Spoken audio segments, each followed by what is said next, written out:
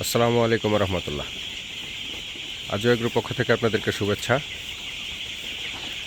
এত পানির পাত্রর কারণ হচ্ছে আজকে আমরা গাম্বুরু ভ্যাকসিন দিয়েছি পানিতে।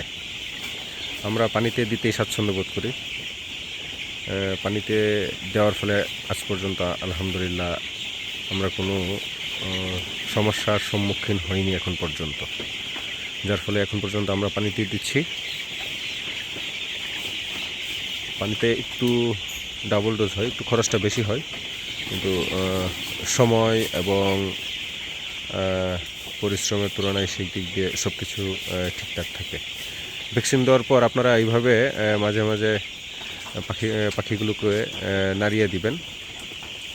ভ্যাকসিন 2 ঘন্টা পর্যন্ত স্টেবল থাকে, পানিতে সক্রিয় থাকে। 2 ঘন্টা পর আমরা এই পানিগুলো তুলে নিব। তারপরে যথারীতি এজ ইউজুয়াল আমরা এটার সাথে এডি অথবা ভিটামিন আছে আমাদের, এই ভিটামিনগুলো যোগ করে সারা রাতের জন্য পানি দিয়ে দেবো। এইভাবে আমরা 3 দিন, একাধারে 3 দিন আমরা রাতের বেলায় শুধু ভিটামিন দেব। ধন্যবাদ সবাইকে। আসসালামু আলাইকুম রহমতুল্লাহ।